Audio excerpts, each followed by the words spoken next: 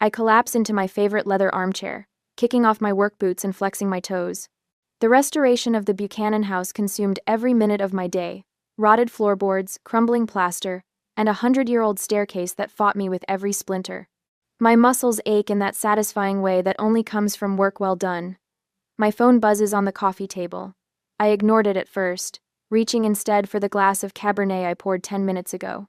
The burgundy liquid catches the last golden rays of sunset through my Craftsman windows. The phone buzzes again, and again. I take a long sip and reach for it, thumbing through notifications. Another day, another dozen emails from contractors and clients. Then I see it. My thumb freezes mid-scroll. A photo of my sister Nyla draped in white satin, her face glowing beneath a delicate veil. The caption below reads, "Final fitting for the big day. Nyla and Travis, forever after." My breath catches. Wedding. What wedding? I swipe frantically through my feed. Photos flood my screen, my cousin Marissa showcasing bridesmaid dresses, my Aunt Rosa arranging flower samples, my mother's hands holding embossed invitation samples. An invitation I never received. I click on the latest image. Comments cascade beneath it. Can't wait to celebrate with you next month. The venue looks stunning. So blessed to be part of your special day. 57 comments. Names of relatives, friends, distant cousins I haven't seen since high school graduation. Everyone's going. Everyone but me. My phone rings, startling me. My mother's name flashes on screen. Cynthia Alvarez. Perfect timing. I answer, pressing the phone to my ear. Mom. Deborah, honey. Her voice sounds measured, too careful. I was just thinking about you. How's work? My free hand curls into a fist. Work is fine. I just saw Nyla's wedding dress on Instagram. The silence stretches for 3 heartbeats. Oh, she clears her throat. I was going to call you about that. My knuckles whiten around the phone. My own sister's wedding? Was my invitation lost? Deborah. Her tone shifts, that familiar note of disapproval slipping in. Don't make this about you. You know how sensitive Nyla is. Sensitive? What does that have to do with... You're always so busy with your career. Nyla felt you wouldn't make time anyway. The room suddenly feels colder. I stand, moving to the window, where the Denver skyline glitters in the distance. So you all just decided not to invite me? To my sister's wedding? Travis thinks family is important, she says, as if that explains everything.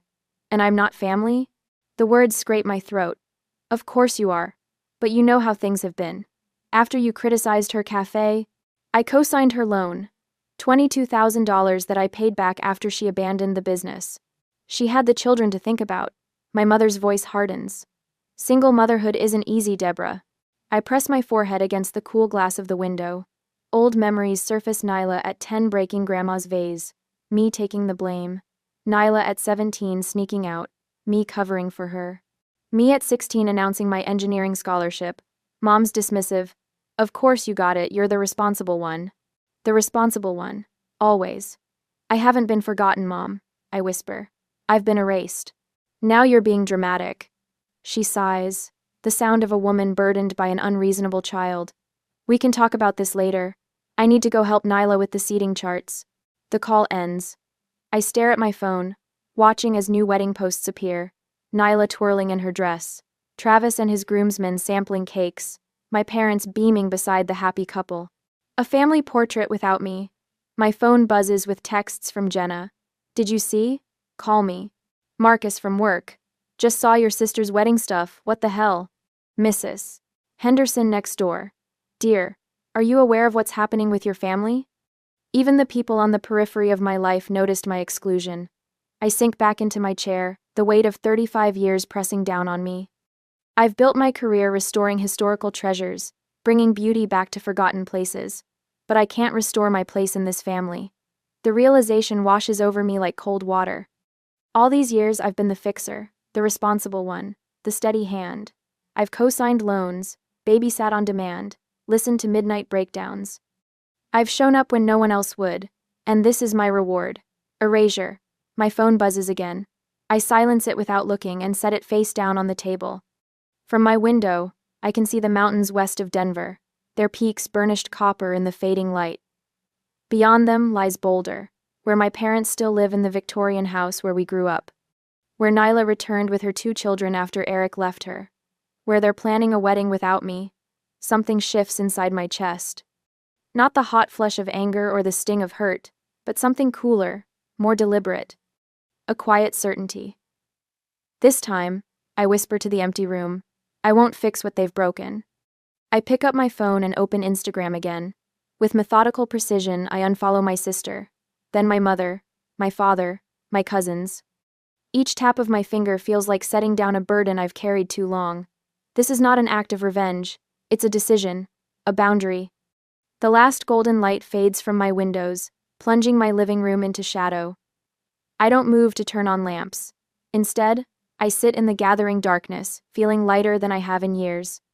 For the first time in my life, I'm not rushing to mend the family's broken pieces, and the silence that follows feels like freedom. My tires crunch over the gravel driveway of my parents' Victorian home in Boulder. The morning sun glints off the stained glass above the front door, casting fragments of ruby and amber across the porch. The house stands proud against the mountain backdrop, its gingerbread trim and sweeping eaves familiar as my own reflection. I grip the steering wheel until my knuckles blanch white. 3 days since discovering Nyla's wedding plans, 3 days of ignored calls from everyone except Mom, whose voicemails grow increasingly dramatic. Dad's hunched figure appears in the garage doorway. Hector Alvarez, perpetually hiding behind projects. Today it's his 1967 Mustang, the one he's been restoring since I was in high school. He straightens when he spots my car, wiping grease from his hands onto a rag that's seen better days. His eyes darted toward the house, then back to me. He doesn't wave. I kill the engine and step out into the June heat. Dad. Debbie. He nods, retreating deeper into the garage. Your mother's inside. Of course she is. And of course he won't stand beside her for this conversation. Some things never change. The screen door creaks as I enter. The house smells of cinnamon and coffee, Mom's version of emotional armor. She appears in the kitchen doorway, face arranged in careful concern. Deborah. I was just about to call you. Cynthia Alvarez, queen of convenient timing. Coffee? I made your favorite coffee cake. I don't want coffee. I remain standing in the entryway, hands in pockets. I want to know why I wasn't invited to Nyla's wedding. Mom's smile falters, then reforms. Oh, honey, it's complicated. You've been so busy with your career. Don't. The word slices through her excuse. That's not a reason. She busies herself with the coffee pot, buying seconds. Nyla was afraid you might not approve of Travis. You can be. Intimidating. Intimidating? Because I asked questions when she introduced him after 3 weeks of dating? He thinks family is important, Deborah. She sets 2 mugs on the counter with trembling hands. And you've always been so. Independent. The garage door opens. Dad shuffles in, eyes fixed on the hardwood floor. Don't make things harder than they already are, he mutters. Harder for whom? I ask, heat rising in my chest. For Nyla? For Travis? For you two, who's always made excuses for her. Mom's eyes well with practiced tears. That's not fair. Fair? The word explodes from me. Was it fair when I co-signed that business loan for her cafe? $22,000, Mom. That's what I paid back after she abandoned it 9 months later. She had the children to think about, Dad interjects, finally meeting my gaze. After Eric left. Eric left 4 years ago. The cafe fiasco was last year. I step closer to them both. I've been making those payments while she posts vacation photos from Sedona. Single motherhood isn't easy, Mom whispers, and Travis is her second chance. Dad's voice strengthens with this familiar defense. He has a good job in pharmaceutical sales. He can provide stability. So, she found her meal ticket, and now I'm embarrassing? The pieces click into a sickening place. Did Travis say he doesn't want me there? Their silence confirms it. He thinks I don't care about my family. I laugh, the sound harsh against the homey kitchen backdrop. That's rich, coming from a man who's known her for 7 months? Please understand. Mom reaches for my arm. This wedding means everything to her. After the cafe. After Eric abandoned her with the children. Emma and Lucas deserve stability, Dad adds. Always the children as shields. 8-year-old Emma and 6-year-old Lucas, wheeled out as justification for every bad decision Nyla makes. And what about me? I ask quietly. What do I deserve after paying her debts? After babysitting every weekend she had a date? After listening to her cry about Eric at 2 in the morning for months? You're stronger, Mom says, as if it's a compliment. You've always been the responsible one. The responsible one. The family ATM. The free therapist. The emergency babysitter. Never the sister worth including. I turn toward the door, suddenly exhausted. The weight of their expectations, their manipulations, feels heavier than the timber beams I installed in the Buchanan house yesterday. Deborah, please. Mom follows me. We're family. Family. I pause at the door. Is that what we are? Dad steps forward. Where are you going? Away from here, I say simply. If Nyla wants a perfect wedding, she can have it without me. I leave them standing in the doorway, faces painted with confusion, as if they can't comprehend that this time I won't absorb the blow. 20 minutes later, I slide into a booth at Copper Kettle, the coffee shop where Jenna works. She spots me and brings over a latte without asking, sliding in opposite me. That bad, huh? Jenna's known me since college. She recognizes the aftermath of family confrontation on my face. Worse. I wrap my hands around the warm mug. Travis doesn't think I care about family. That's why I wasn't invited. Travis, she snorts. The guy who's known your sister for 5 minutes thinks he gets to decide who cares about family? Apparently. Jenna glances around, then pulls out her phone. Speaking of Travis. She slides it across the table. Kelly took these last night at Downtown Lounge. The photos show Travis, arm wrapped around a blonde woman who definitely isn't my sister. They're laughing, heads close together. In the last image, his lips press against her neck. My stomach tightens, not with surprise but with bitter confirmation. When was this taken?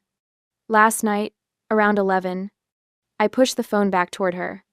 And what am I supposed to do with this information? Jenna blinks. Tell your sister? Tell your parents? Stop the wedding before she marries a cheater?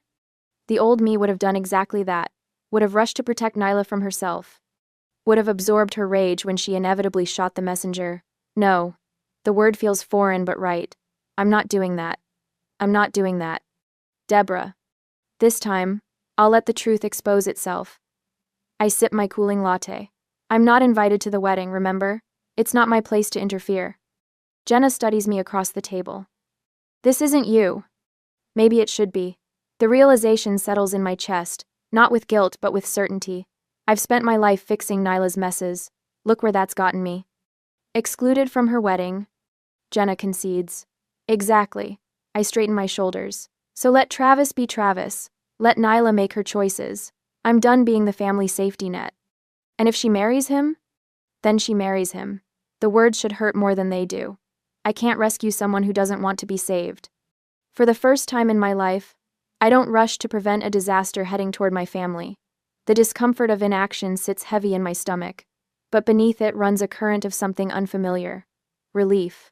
I pour myself a glass of Cabernet and settle into my window seat, the Denver skyline glittering against the night. My phone sits face down on the coffee table, deliberately silent. 3 weeks have passed since I discovered my exclusion from Nyla's wedding, and today is the big day at the Ridgewood estate. The Ridgewood. Even the name drips with old money and exclusivity. According to Jenna's intel, Mom spent weeks arranging white roses and gold accents throughout the historic mansion. 150 guests. Local press covering the union of Travis Reed, prominent engineer, and my sister, the perpetual damsel. I take a slow sip, savoring the wine's complexity. For the 10th time today, I resist the urge to check social media. What good would it do? Instead, I reach for my dog-eared copy of Restoration Ethics in Historical Architecture. Work always centers me. But my phone buzzes, rattling against the wood. Then again, and again. Something in the persistent rhythm sets my teeth on edge. I set my book aside and pick up the phone. 27 notifications, all in the last 4 minutes. My thumb hovers over the screen. Part of me wants to shut it off completely, finish my wine in peace. But an old instinct, that responsible one reflex, makes me swipe. A video fills my screen. Shaky footage from Ridgewood's grand ballroom. White roses everywhere, just as Jenna described. Guests in formal wear clustered against the walls. And in the center, Nyla and Travis. My sister's mascara streaks down her face, her perfect white dress crushed in her fists as she screams something unintelligible. Travis towers over her, his tuxedo jacket unbuttoned, tie askew. His face contorts with rage. "You knew I was seeing someone?" he shouts, voice cracking through my phone's speaker. "You set me up?" Nyla lunges forward, shoving his chest. "Everyone knew. You weren't exactly discreet." Then it happens. Travis's arm swings out, his open palm connecting with my sister's cheek.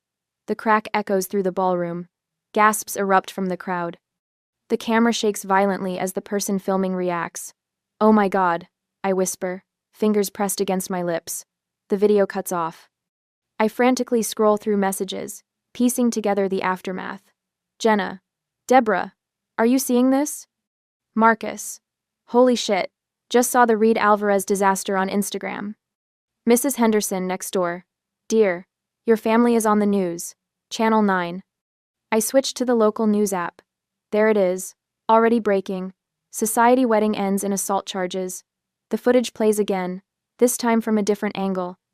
I catch glimpses of my mother's horrified face in the background, my father attempting to rush forward before being restrained by two other men. The anchor's voice cuts in. Police were called to the prestigious Ridgewood estate this evening after the groom, Travis Reed, allegedly assaulted bride Nyla Alvarez during what witnesses describe as a heated argument about infidelity allegations. I snap the phone off, tossing it onto the cushion beside me. My pulse hammers in my throat. Part of me, a part I'm not proud of, feels a sick vindication. But it's quickly swallowed by genuine concern for Nyla. No matter our differences, watching my sister be struck on what should have been the happiest day of her life twists my stomach. I drain my wine glass, refill it, and wait for what I know will come next. The phone rings at 11:47 p.m. My mother's name flashes on the screen. I let it ring 4 times, composing myself, before answering. "Mom." Sobbing erupts from the other end. "Deborah." Her voice catches, thin and reedy. "Your sister's hurt. Please come." I close my eyes, the words I've said 1,000 times in my life poised on my tongue. "I'll be right there. I'll fix it. I'll help." But something stops me. The memory of scrolling through wedding photos I wasn't meant to see. The years of cleaning up Nyla's messes. The money I'm still paying back. "I wasn't invited, Mom," I say quietly. "Showing up now would only make it worse." Silence stretches between us, so profound I can hear her breathing hitch. "But she needs you," Cynthia finally whispers. "She always needed you." "No," I corrected her gently. "She needed Travis. She needed security and status and a fairy tale wedding. What she needed from me was my absence." "That's not fair, Deborah." "I know." I swirl the wine in my glass, watching it catch the city lights. Neither was excluding me. More silence. I can almost see her face, the calculation behind her eyes, searching for the leverage that always worked before. The guilt, the family responsibility, the Deborah will fix it certainty. "I'm sorry about what happened," I add, my voice softer. "Truly, no one deserves that. But I'm not the solution this time." The line goes dead without another word. I stare at the phone, feeling something fundamental shift inside me. For the first time in my life, I've refused to rush into a family crisis. The absence of panic surprises me. I sleep better that night than I have in years. The next evening, Jenna arrives with takeout from that Thai place on 17th Street. We eat at my kitchen island, the news muted on the television across the room, occasionally flashing footage from the wedding disaster. "You holding up okay?" Jenna asks, twirling noodles around her fork. "It's wild stuff." "Surprisingly well," I admit, though the neighbors keep giving me these sympathetic looks when I get the mail. "Mrs. Henderson asked me if you needed anything when I was parking." I laugh. "Of course she did. She brought me banana bread this morning." The universal language of crisis comfort. Jenna grins, then grows serious. "Your mom call yet?" "Last night. I didn't go." Jenna's eyebrows shoot up. "Seriously? That's new." "Long overdue," I correct her. After dinner, Marcus texts to check in. Another unusual development in my normally quiet life. My colleague has become a surprising source of perspective. He understands being the family black sheep. "Saw more footage on the news. You okay?" He writes. "Better than expected." I reply. "Good. Some families only value you when they need something fixed. Trust me, I know." His words settle into me like the truth. I'm still thinking about them when a knock sounds at my front door just after 9. Through the peephole, I see my father, soaked from the sudden downpour, standing on my porch without an umbrella. Water streams from his silver hair down his weathered face. He looks 10 years older than when I saw him last. "Deborah," he calls, voice barely audible through the door. "Please, I need to talk to you." I lean my forehead against the cool wood, feeling the vibration of his knocking against my skin. "It's about the house," he adds, desperation cracking in his voice. "The bank is threatening foreclosure." My hand freezes on the doorknob. Foreclosure? My parents have owned that Victorian home for 35 years. Part of me wants to pretend I'm not home, to let him stand in the rain and feel what abandonment tastes like. But his slumped shoulders and rain-soaked appearance pull at something deep and ingrained. With a sigh, I turn the lock and open the door. "You have 10 minutes, I tell him, stepping aside. "And this better not be about Nyla." He steps in, rainwater pooling at his feet, and shakes his head. "It's worse than that," he says, pulling a thick manila envelope from inside his jacket. "Much worse." As I close the door behind him, a chill runs through me that has nothing to do with the rain. While he dries off, I fill the electric kettle. Some conversations require hot beverages. My hands tremble slightly as I pull 2 mugs from the cabinet, anticipating whatever new family crisis he's brought to my doorstep. When he emerges, he looks smaller somehow, diminished. He clutches a manila envelope, wrinkled and damp at the edges. "We've been using your money for something else," he says without preamble. The kettle whistles. I pour hot water over tea bags, buying myself time to process his words. "What money?" "The monthly checks. For the house. 4 years ago, my parents claimed they were struggling with their mortgage. I'd been sending $1,100 every month since then. For the mortgage," I say slowly. "That's what you told me." "Not exactly." He slides the envelope across my dining table. "It was for a loan. A home equity line of credit." I open the envelope, spreading the contents across the polished wood.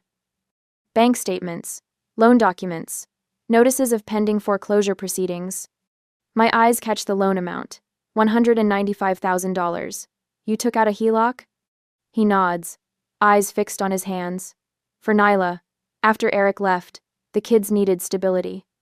I scan the paperwork, blood turning cold as I spot the co-signers, Cynthia Alvarez and Nyla Alvarez.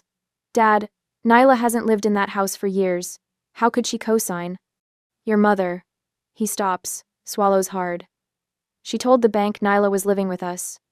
Understanding crashes down.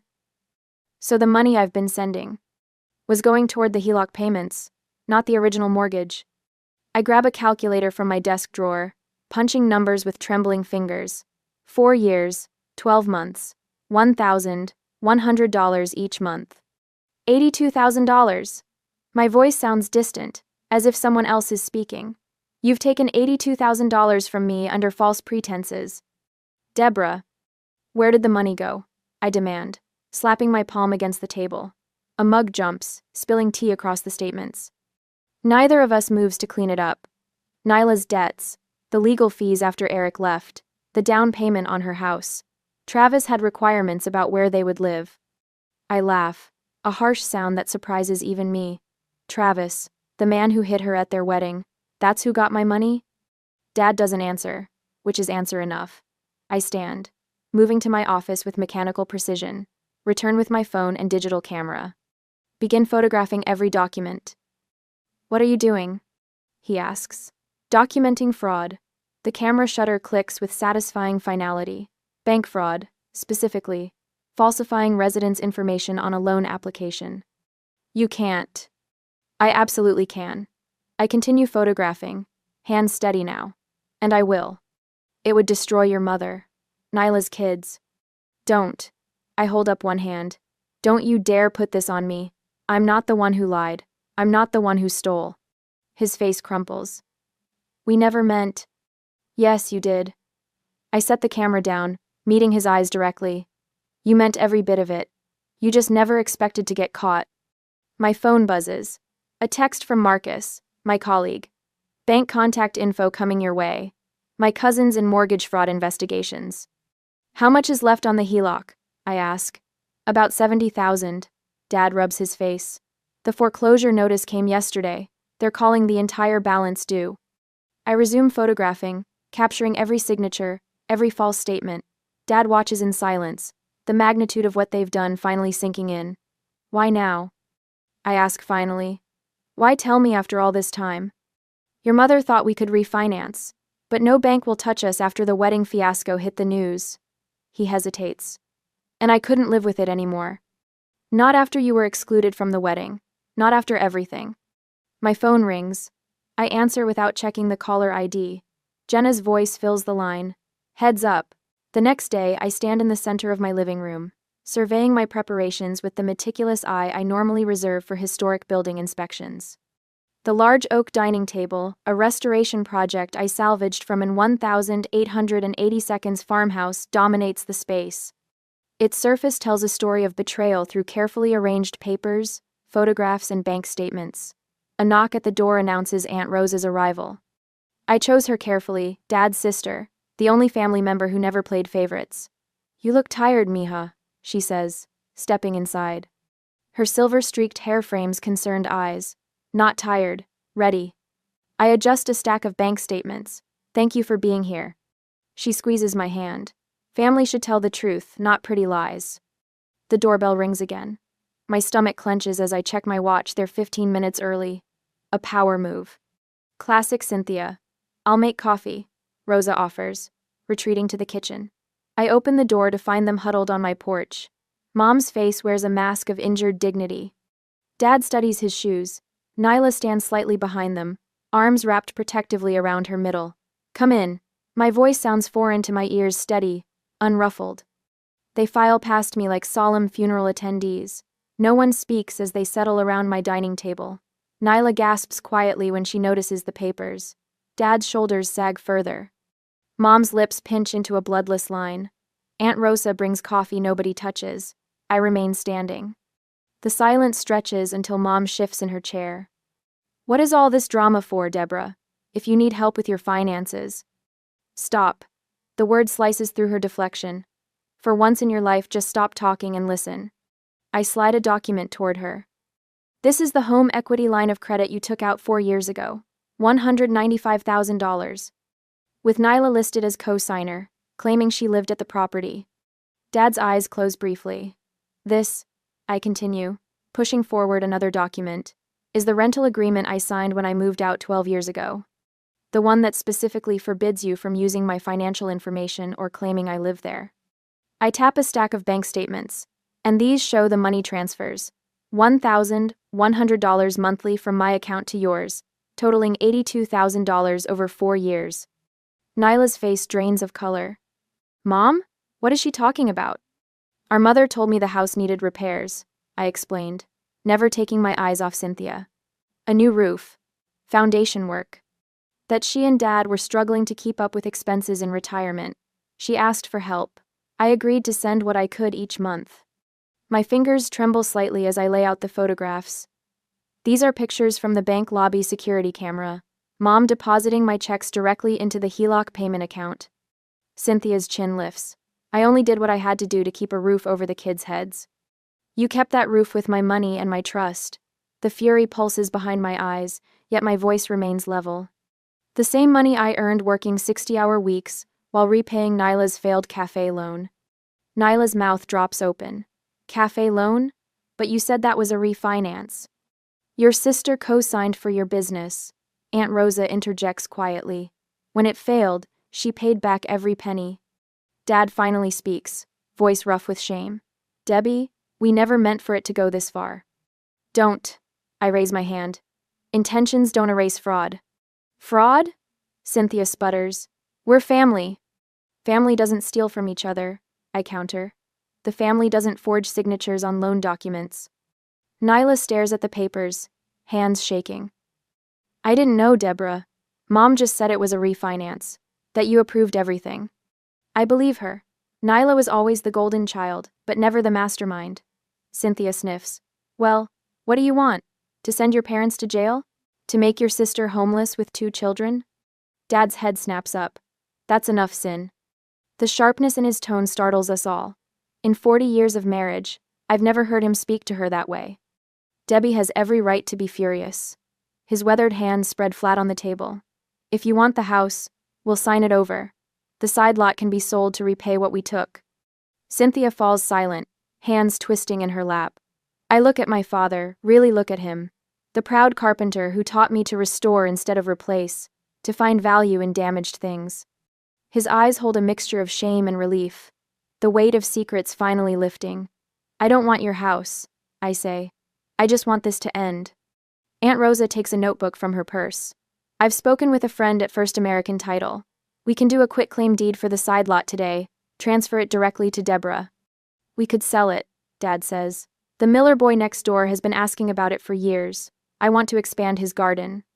2. Fine. My mother's voice is clipped. I don't need an apology, I tell them, surprised to discover it's true. I just need peace. The room falls quiet again, but the quality of silence has changed. No longer tense with unspoken accusations, but heavy with truth finally acknowledged. 2 weeks later, we met at a title company downtown. The attorney explains the documents with professional detachment. Dad signs first, then Mom. The pen hovers in her hand for a moment before she scrawls her name. I don't make speeches about forgiveness. I don't hurl accusations. I simply sign where indicated and accept copies of the paperwork. As we stand to leave, Dad touches my arm. I'm sorry, Debbie, his voice catches, for everything. I nod once, unable to find words that won't crack open my carefully maintained composure. Outside on the sidewalk, Nyla approaches hesitantly. I'll pay you back, she promises. Every cent. Take care of your kids, I tell her. Stand on your own feet. She nods, tears spilling. I will. I drive home alone, windows down, autumn air whipping through the car. My phone rings, Jenna checking in. It's done, I tell her. How do you feel? I consider the question. The anger still burns, but differently now. Not the hot flash of betrayal, but something controlled, useful. The kind of fire that forges rather than destroys. Like I've finally stopped carrying other people's weight. 3 days later, a certified check arrives from the sale of the side lot. I study the numbers, calculating what it will and won't cover what I've lost. Not everything, not nearly enough. But as I fold the check into my wallet, I realize I've gained something worth more. The power of truth, the strength of boundaries. The freedom of no longer being responsible for everyone else's happiness. For the first time in 35 years, the only life I have to fix is my own. Morning light spills across my kitchen counter in the gun-barrel home I've restored over the past year. The 3-bedroom ranch house sits on a corner lot with a view of the flatirons that still takes my breath away. I trace my finger along the freshly sanded oak countertop, remembering the splinters that once made it dangerous to touch. My phone vibrates against the granite island. I glance down, expecting another message from Balance Forward about tomorrow's financial abuse workshop. Instead, Nyla's name appears on my screen. Thank you for letting me make things right. The kids miss you. 1. I set down my coffee mug, feeling neither the sharp sting of anger nor the heavy weight of obligation that once accompanied her name, just calm awareness. Through mutual friends, I've heard snippets of Nyla's new life. 3 jobs, no handouts. Standing on her own feet for perhaps the first time since high school. Emma walks herself to school now. Lucas joined Little League without anyone forcing him. I type my response carefully. I'm free Saturday afternoon if you'd like to bring them by. Her reply comes instantly. Just me first. We need to talk. I added a condition without apology. 2 o'clock, I have plans at 4. The boundaries feel natural now, not selfish. Saturday arrives with a gentle rain that patters against the living room windows. When Nyla's compact sedan pulls into the driveway, I notice the missing hubcap, the small dent in the passenger door. No more luxury cars purchased with other people's credit. She stands on my porch, clutching a small wooden box, her knuckles white. Rain droplets cling to her hair, which hangs straight and uncolored for the first time since she was 12. You look different, I say, stepping aside to let her in. 3 jobs will do that. She attempts a smile, but her voice lacks the practiced charm she once wielded like a weapon.